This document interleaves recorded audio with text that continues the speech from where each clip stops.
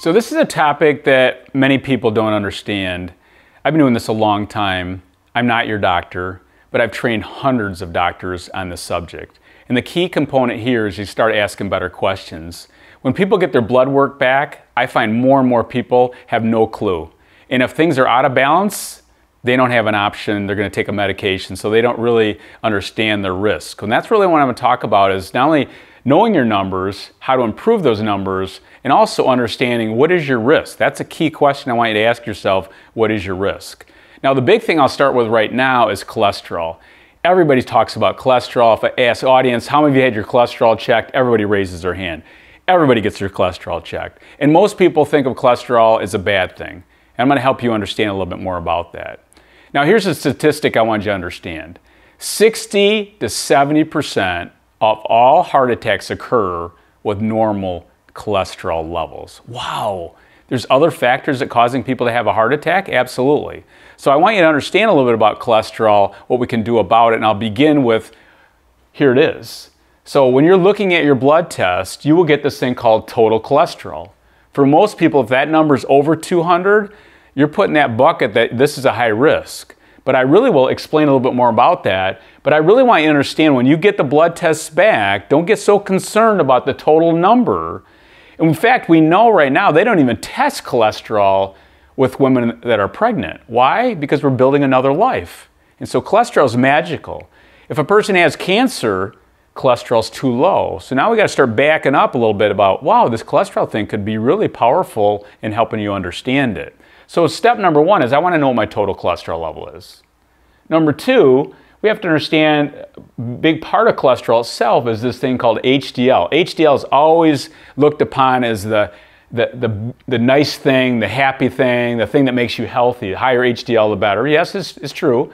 And LDL is looked at the demon, and LDL is not. So HDL is the sweeper, and LDL is the spackler. They work together as a team. So there's no such thing as good and bad. I'll kind of help you understand that. So again, step one is understand what it is. Number two, a little bit about HDL and LDL. They work together as a team. And then one of the biggest risk factors, you can check particle size, you can do all these different tests, but I want to make this simple for you. Cholesterol to HDL ratio.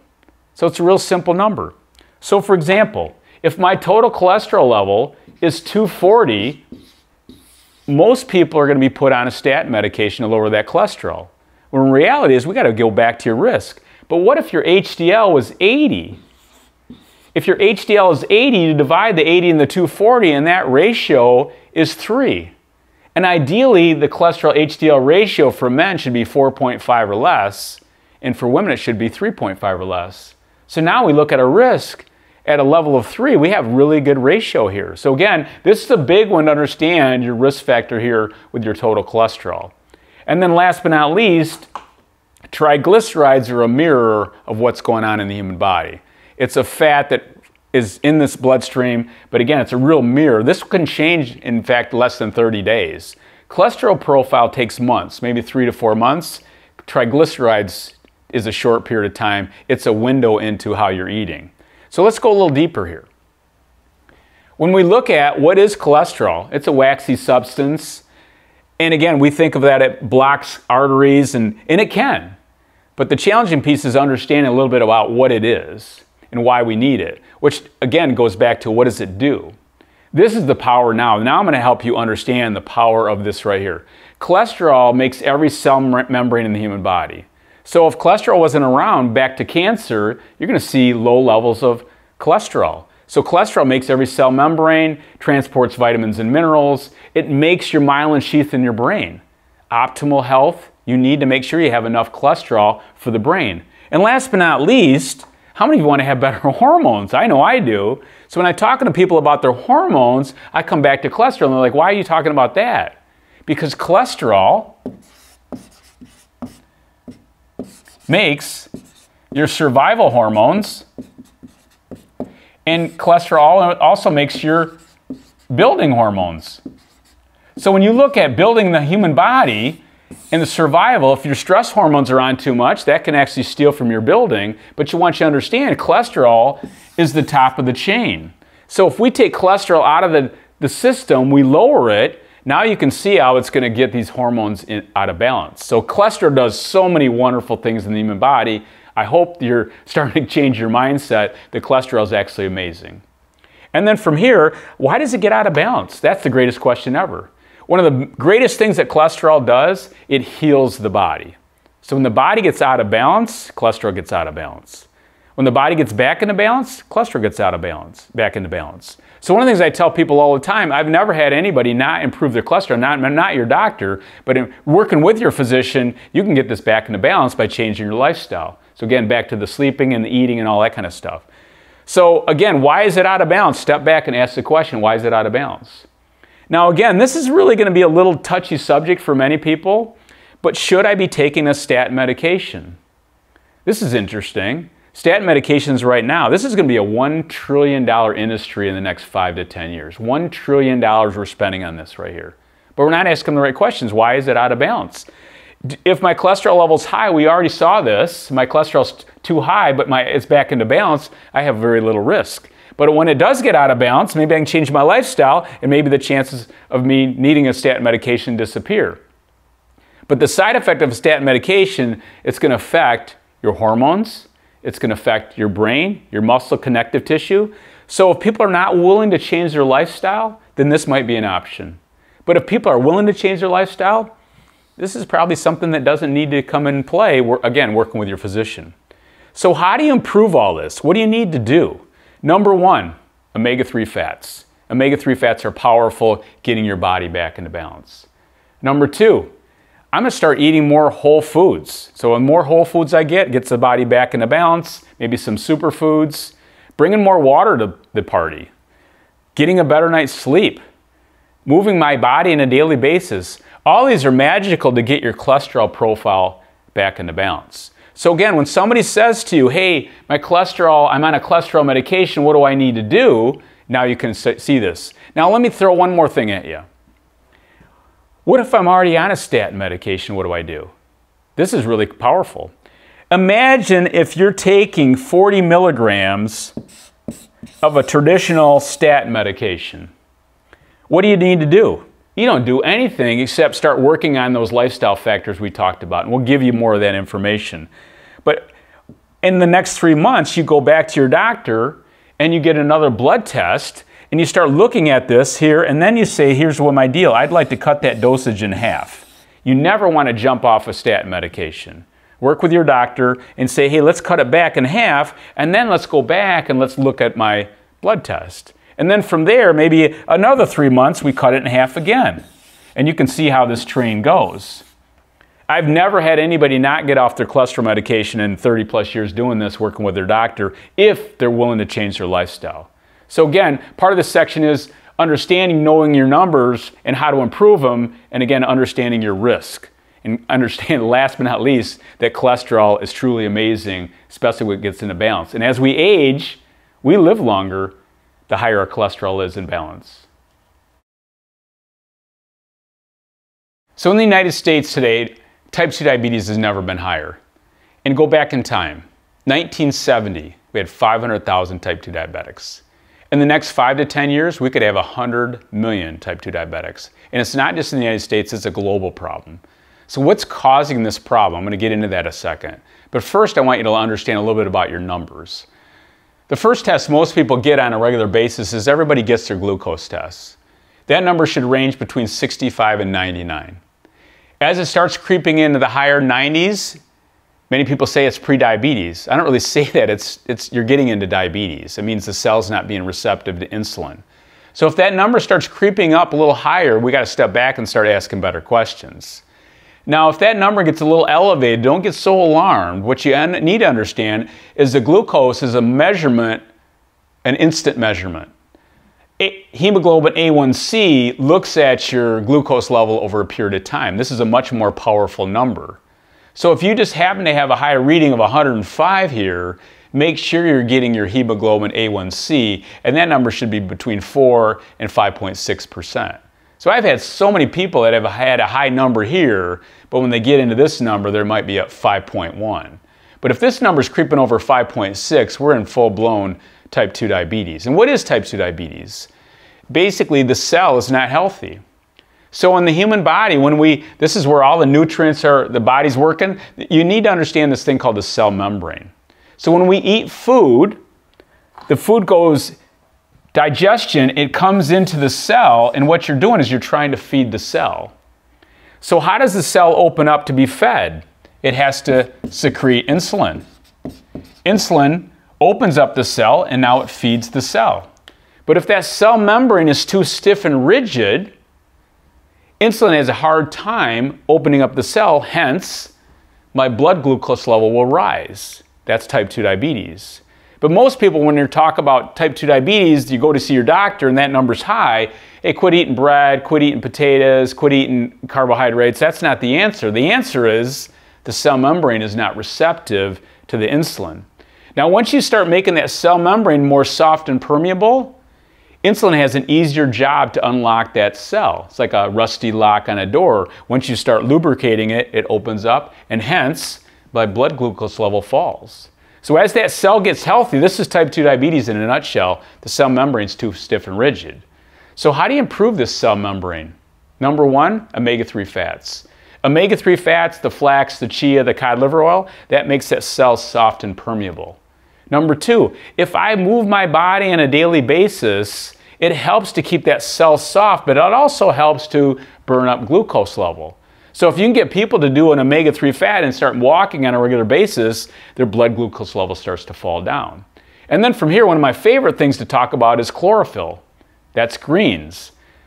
The more greens you put in the body, that's like scrubbing bubbles for the cell. So if you combine omega-3 fat with some form of chlorophyll like wheatgrass or spirulina chlorella or salads or things like that, that makes that cell, cleans it up. And then we all know that getting a healthy night's sleep will improve your blood glucose level, making sure you're well hydrated. Anything that makes the cell healthy will help improve your glucose level. So let's not be a statistic of continue to climb in this type 2 diabetes world. We have to understand that if you do have type 2 diabetes, is it fixable? Absolutely. You start getting back to getting the cell healthy, these numbers start to fall, and the next thing you know, away we go. Even if I'm on a type 2 diabetes medication, Chris, can you get off that? Working with your doctor? Absolutely. We've seen it more and more people do this. So again, you have much more control of your glucose level and your hemoglobin A1C, which again, back to making your cells nice and healthy. So when you talk about risk factors for heart disease and cancer, again, many people are concerned about their cholesterol levels, and we discussed that. But a couple big ones that most people are not familiar with.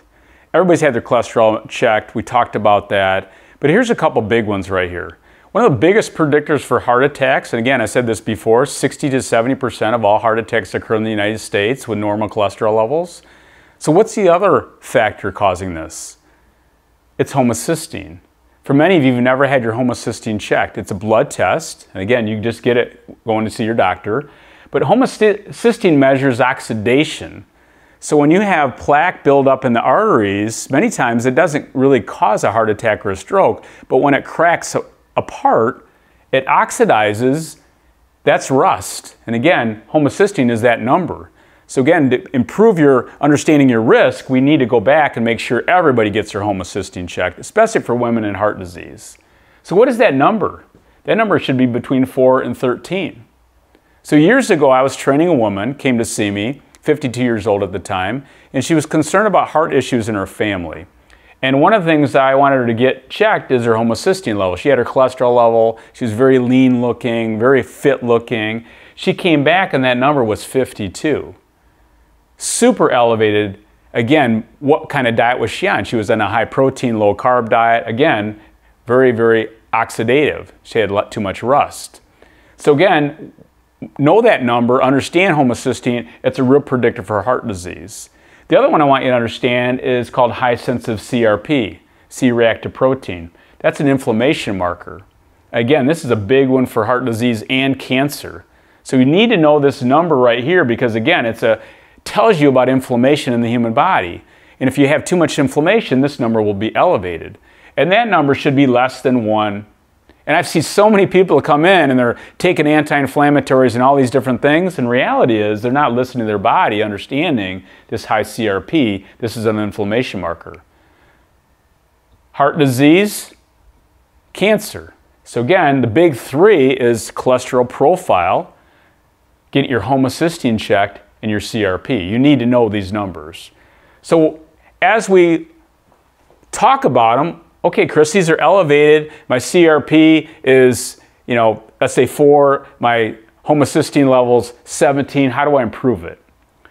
Very simply, to improve your oxidation levels is you decrease oxidation. That's the magical. So what does that mean?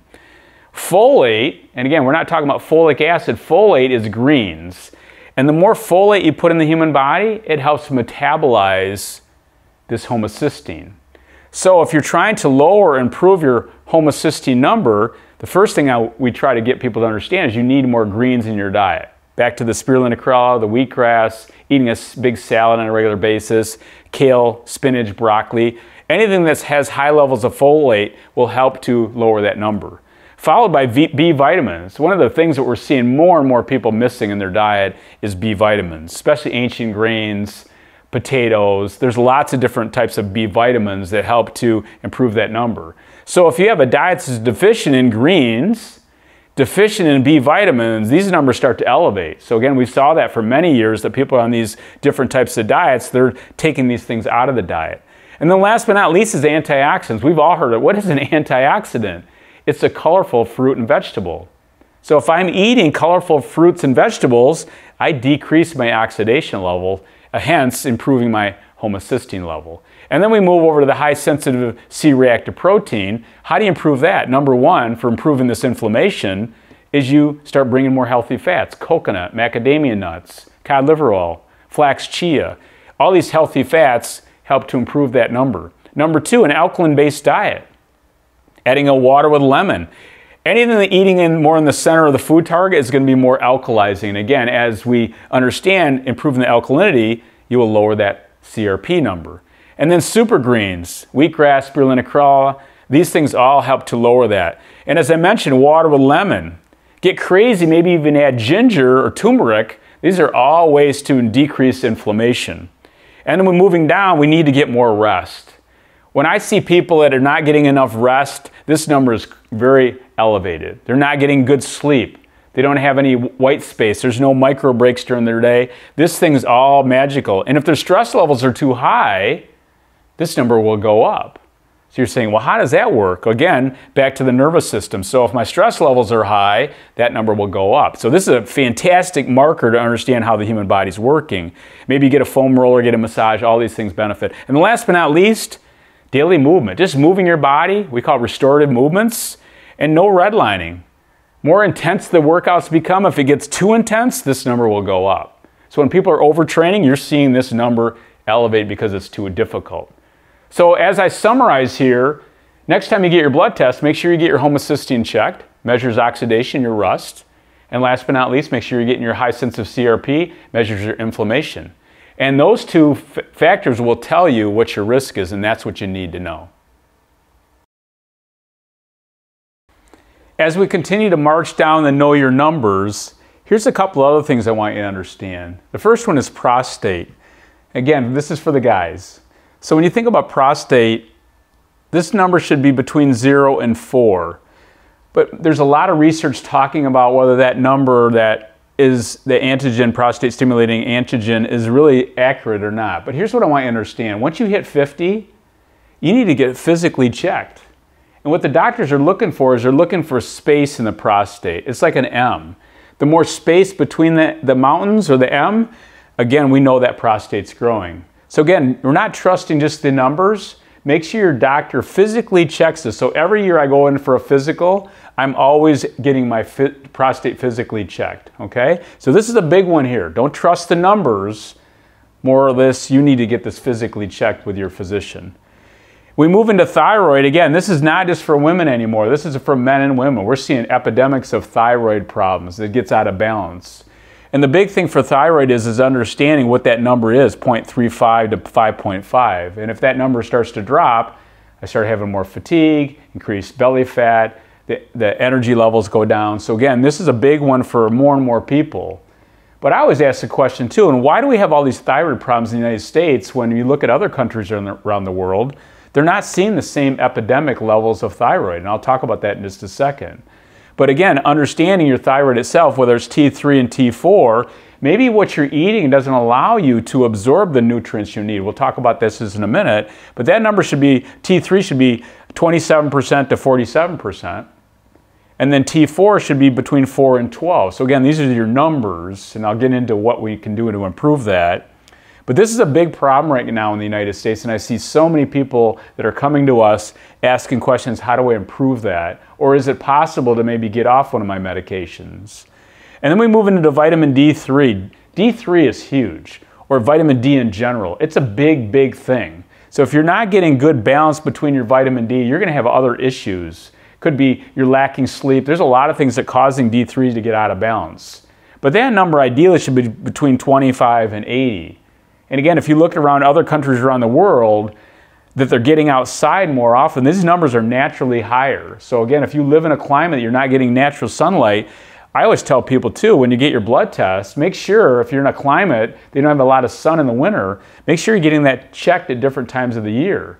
Where we live in Michigan, this number might be low if I get it checked in January, might be much higher in July. So again, D3 is a big one, or D itself. We'll talk about D3 is a little bit easier to absorb. And the last one I love talking about is glomerular filtration rate. This is called your GFR. I don't hear any of the medical world talking about this. This is a huge number. Why is this? This is a kidney, how the kidneys are working. If the kidneys are not working, other parts of the body have to really work overtime. And what I've seen, and we've seen in our practice here at On Target Living, is that these numbers keep falling and falling and falling. And again, if the kidney function is getting lower, nobody wants to get into dialysis, but this is where we're seeing epidemic levels. Now here's what I want you to know. Get a specific number. The doctors are not going to talk about this number unless it gets under 60. The number should be between 60 and 120. But if it's 60 or above, they get that. I want you to know exactly that number. So each year when I get my blood test, I hover between 78 and 85. I'm always looking at that specifically. I had a woman not too long ago came to see me. Her GFR was at 41. A year later it was at 65. The doctors are asking, what did you do to improve your GFR? Again, this is a big one to tell you how the body's actually working. So how do you improve these numbers? Here we go. When you look at the prostate, very similar to the thyroid, is you want to understand how these healthy fats come in. So GLA, omega-3 fats, this could be as simple as consuming pumpkin seeds on a regular basis. People are asking me all the time, what do we do for prostate? You start consuming some healthy fats, including GLA, simple as pumpkin seeds or Brazil nuts. Sea vegetables are high in iodine. One of the highest sources of iodine on the planet is sea vegetables. Maybe you consume kelp on a regular basis, or sushi nori, or whatever it might be, but sea vegetables are high in iodine. Spirulina chlorella is also high in iodine. So again, one of the ways to improve prostate, we tell people, is take some spirulina chlorella, high in iodine. And then any of your cereal grasses, especially wheatgrass, is high in minerals. And minerals is fantastic for the prostate. And then down here with zinc. When people are taking all these anti-inflammatory medications, they leach out many minerals, many trace minerals, and one of the minerals that leaches out is called zinc. So if you're taking an anti-inflammatory medication over the counter on a daily basis, this is leading to low zinc levels, and zinc really helps to support the prostate. And last but not least, anytime you decrease your inflammation, whether it's an alkaline-based diet, it's all going to be really good for your prostate. From here, we move into the thyroid. And again, it's not just a woman's problem or a man problem, it's everybody. So the big thing with the thyroid itself is the adrenals get beat up. And really what happens here is our stress levels are all-time high. So that's why when you look at other countries around the world, whether they're handling stress differently or it is differently, their adrenals are not getting beat up. Because if the stress levels are too high, you say, hey Chris, what's the number one thing you can do for your thyroid? You got to get under control your stress and understand rest. So again, that's what happens. Adrenals get beat up and these numbers start to get wacky on you. And then back to iodine.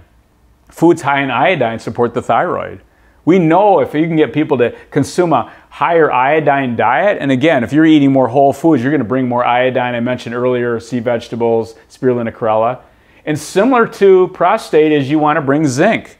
So that could be pumpkin seeds, Brazil nuts, chicken. These things are all high levels of zinc. So again, easy ways to improve that. And then I always talk about when you have a thyroid issue, we got to get the liver clean. If the liver's more clean, you're going to have better thyroid production. And last but not least, if you're having problems with thyroid, we really have to focus on your rest and how you talk to yourself on the stress meter.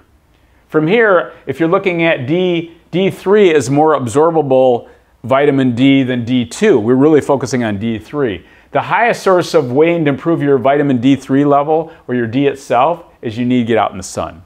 So sun is huge. Number 2, cod liver oil is naturally high in D3. Over 600 milligrams of D3 per tablespoon of cod liver oil. And again, that's why we promote cod liver oil all the time, because it's high in D3. And then medications.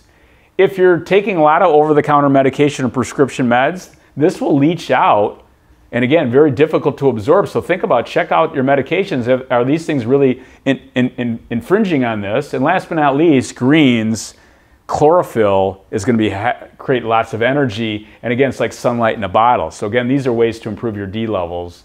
And the last piece here, how do I improve my GFR, my kidney function?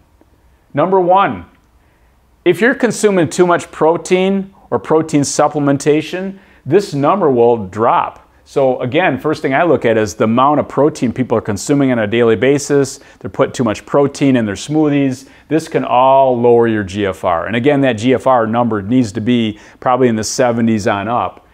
Alcohol consumption. I worked with a client years ago and he's consuming too much alcohol. Again, alcohol is dropping that GFR number. And then processed foods. Anything processed you put in the body has to work really hard. Again, your GFR drops. How do you improve it? Pretty simple. You need to make sure you're getting more hydration. Back to the greens. Anytime you improve your health of your diet, daily movement, these all improve the kidney function, and that's magical improving this number. So get this number and pay attention to that number. This is magical in keeping your body healthy. So quick review. Pay attention to your prostate, get it physically checked. Your thyroid, are you getting enough rest? Vitamin D, get out in the sun. Cod liver oil. And your kidney function, GFR, look at what you're putting in your body. Maybe it's too much alcohol, processed foods, soda pop, whatever. And then start bringing some healthy nutrients to the body. This will all affect this kidney function. Again, we're trying to improve these numbers, and you have it right in front of you. So how would you like to know how you're aging? When I talk to people about aging, like, how do I know how I'm aging? Well, here it is. Testosterone. For both men and women, this is the #1 predictor of how you're aging. And if I ask most people, do you know what that number is? They don't.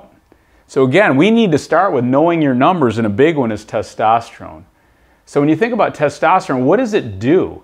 It does everything. It makes the body, it builds the body, it heals the body. So as we age, this number naturally comes down. But it doesn't have to come down as much as we're seeing right now in the United States. Again, this is a number we can definitely improve upon. So what do we want that number to look like? For women, between 30 and 95. So again, we see so many women that this number is so low, but they've never been told this. And again, if my testosterone level is out of balance, then my other hormones are going to be out of balance. So again, it's a real big number to understand. So for women, 30 to 95. For men, that number should be between 400 and 1,000.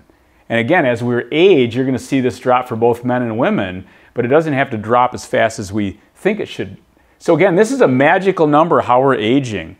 Hormones, belly fat, muscle, you see it, ageless male, all these wonderful, supplements that people look at each and every night on TV, they don't have to go down this path. Do I have to do bioidentical hormones? Well, we can talk about that, but really not at the very beginning. So step number 1, understanding that cholesterol makes hormones. It makes your stress hormones, such as cortisol, and it makes your building hormones, such as testosterone. So why am I explaining this? Because I want you to understand that we want to maintain a high cholesterol level in balance to have a really good building hormones or testosterone. If your stress levels are too high, survival hormones will always dominate building hormones. So this is called cortisol steal. The cortisol will take precedent over your building hormones, hence it will drop. So again, back to why do I not want to start with bioidentical hormones? Because again, that might be an alternative for many people. Because even if you give people bioidentical hormones and they haven't tackled this, they will still have an imbalance. So this is what I've seen in my career, that if you can get this under control and you start doing things to build this, testosterone naturally comes up. So how do you improve your testosterone level? Number one, got to get this control on your stress. Because if your stress level is out of balance, it's going to pull testosterone level down. What kind of rest rejuvenation strategies do you have? Are you getting a good night's sleep? Do you have any micro breaks? Do you get a massage? All these magical things are critical to improve your testosterone level. And then omega-3 fats. Omega-3 fats are the raw material that build your testosterone level. So am I getting that omega-3 such as cod liver oil, flax and chia, walnuts? And zinc. This is real specific for raising testosterone level. Ancient grains like an oatmeal or amaranth boost zinc levels. Pumpkin seeds, Brazil nuts, greens, chicken. These are all high levels of zinc, which is a trace mineral that actually specifically boosts that testosterone level. And then last but not least, we get into strength training. It's the fountain of youth. You need stimulation to the body, the connective tissue, the bones, the muscle. And when you do strength training systematically, it puts more stress on the body and builds the body. And finally, to improve your testosterone level, understand that statin medications can lower testosterone levels. And how it does that is that it lowers cholesterol. Cholesterol basically is the building block for testosterone. So I'm not asking you to get off a statin med, just I want you to be aware that if you lower cholesterol levels many times, it also lowers testosterone. So as I recap here, understand that testosterone is the #1 predictor of how you're aging. And here's to everybody aging well. You've learned a lot of information here, but now what do you need to do? Simple. You print off Know Your Numbers, you walk into your doctor's office and you ask for these numbers. Now that you know what the numbers are, now it's your turn to improve the numbers. You have the knowledge, now it's your time to take the action.